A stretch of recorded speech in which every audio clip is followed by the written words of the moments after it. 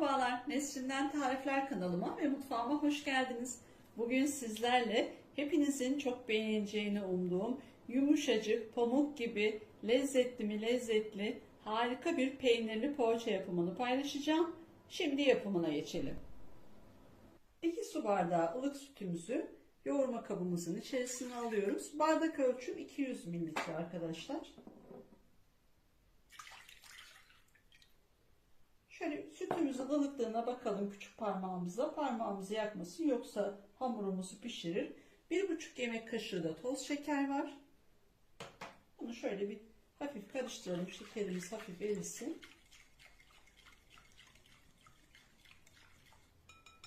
İçerisine de bir paketin 4'te 3'ü yaş mayamız var. Bunu da şöyle elimizle ufalayalım. Tamamı değil mayamızı. Bunu da yine çırpıcımızı şöyle güzelce karıştırarak eritelim. Mayamız iyice eridi.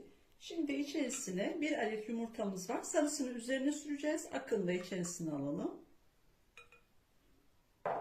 Yine 200 mililitrelik bardak ölçüsüyle zeytinyağı veya ayçiçek yağı alabilir, sıvı yağ. Şöyle bir parmak yukarıda kalıyor. Tam dolu değil. Yağımızı da alalım. Şöyle hafif bir karıştıralım.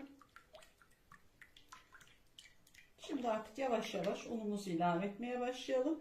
Yine 200 mililitrelik bardak ölçüsüyle şimdilik 6 bardak un hazırladım. Eksik veya fazla olduğunu da söyleyeceğim. Bir tatlı kaşığı da tuzumuz var. Bunu da ilave edelim. Önce çırpıcıyla daha sonra yoğurmaya elle başlayacağım. Artık çırpıcıyı bıraktım. Şimdi unundan ilave ederek yavaş yavaş elle yoğurmaya başlıyorum. Un ölçüsü arkadaşlar her zaman yavaş yavaş kontrollü verin. Unların markasına, cinsine göre farklılık gösterebilir. Bunu her videomda belirtiyorum ama yine de belki ilk defa sizle bu videoda karşılaşıyorsak yine tekrarlıyorum. Un ölçüsü her zaman kontrollü ilave edin. En son bardağınızı hep kontrollü koyun ki katı olmasın hamurlarınız. Şöyle yumuşacık puf puf poğaçalarımız olsun. Gördüğünüz gibi hamurumuz çok güzel oldu. Şöyle bir kaşık kadar kaldı. Dolu dolu tepeleme bir yemek kaşığı kadar kaldı. Ama bu dediğim gibi unların cinsine, markasına göre farklılık gösterebilir. Şimdi şöyle güzelce bir hamurumuzu iyice bir yoğuruyoruz. Hamurumuzu güzelce yoğurduk. Şimdi de içerisine 50 gram oda ısısında hafif erittiğim tereyağım var. Bunu ilave ediyorum. Ve bu yağımı iyice yedirinceye kadar şimdi tekrar hamurumu güzelce yeniden yoğuracağım. Gördüğünüz gibi 5 dakika çok güzel bir şekilde yoğurdum. Hiç elime yapışma veya hamurda yumuşama yok. Gördüğünüz gibi şöyle pamuk gibi yumuşacık bir hamurumuz oldu. Şöyle kıvamını da göstermek istiyorum. Bu yoğurma işlemi çok önemli. Güzelce yoğurduğumuzda hamur tam kıvamına gelecek. Ve çok güzel bir hamurumuz olacak. Hamurumuzun üzerini bir streç filmle kapattım. Üzerine şimdi örteceğim. Ilık bir ortamda ortalama 45 dakika veya 1 saat ortamın sıcaklığına bağlı mayalanmaya bırakıyorum. Hamurumuz 45 dakikada çok güzel bir şekilde mayalandı. Şimdi üzerini açalım.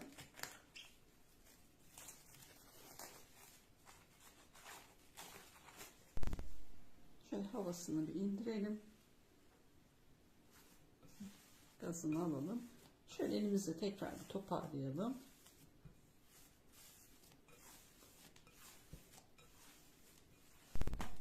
Hamurumuzdan şimdi bezeler alarak poğaçalarımızın hamurlarını hazırlayalım. Şöyle şu büyüklükteki hamurlarımız iyi. Avucumuzu şöyle toparlayalım. 20 adet poğaça için hamur bezeleyeceğim. Ona göre ayarlayabilirsiniz siz de. Ben şimdi hepsini tek tek yapacağım. Daha eşit ölçülerde olsun diye. Ama isterseniz direkt alarak içine peynirini koyarak da yapabilirsiniz. Ben daha düzgün hepsi aynı eşit boyda olsun diye önce hepsini bezeliyorum. Şöyle bir mandalina büyüklüğü yeterli. Poğaça hamurumuzu 20 eşit bezeye böldüm ve bu şekilde hazırladım. Bugün ben beyaz peynirli poğaça yapacağım. İsterseniz kaşar peynirli de yapabilirsiniz. Boş da yapabilirsiniz. Tercih sizin. Ben bugün beyaz peynirli yapacağım. Şimdi bir tanesini alıyorum.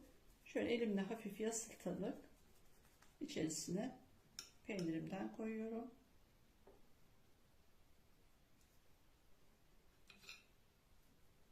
Ve tekrar uçlarını şöyle tutarak kapatıyorum.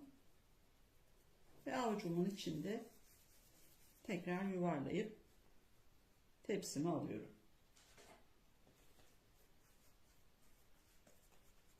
Şöyle hafif yaslayalım. Peynirimizden istediğiniz kadar koyabilirsiniz. Daha az veya daha çok. Şu şekilde tekrar yuvarlayarak tepsime alıyorum. Şimdi bütün poğaça hamurlarımızı, peynirlerini koydum. Şimdi de tepsi mayası için diğer fırın tepsini de üzerine kapatıyorum ve 30 dakika yine ılık bir ortamda tepsi mayasını bırakıyorum. Tepsi mayasında 30 dakika dinlenen poğaçalarımızı şimdi yumurta sarısını sürüyorum. Üzerine ayırmış olduğumuz bir adet yumurta sarısını iyice çırptım. Ve sadece üst kısımlarını sürüyorum gördüğünüz gibi. Her tarafını iyice yanlarına kadar yumurta sarımı sürmüyorum. Şimdi üzerlerine susam atacağım. İsterseniz sade boş da yapabilirsiniz. Susam çörek otu da. Bu sizin tercihinize kalmış. Ama ben bugün susam atacağım üzerlerine biraz. Poğaçalarımız artık fırına gitmeye hazır. Önceden ısıtılmış altı üst ayar 190 derecede pişmeye gönderiyorum.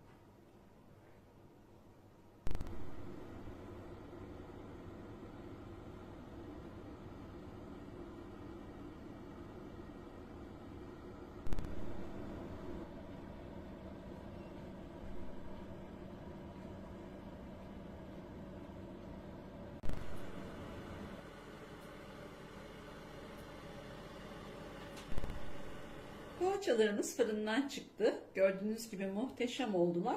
Benim fırınımda 40 dakikada pişti ama bu her fırına göre farklılık gösterebilir. Şimdi poğaçalarımızın ilk sıcaklığının çıkması için bir 5 dakika ılımaya bırakıyorum. Poğaçalarımızın ilk sıcaklığı çıktı.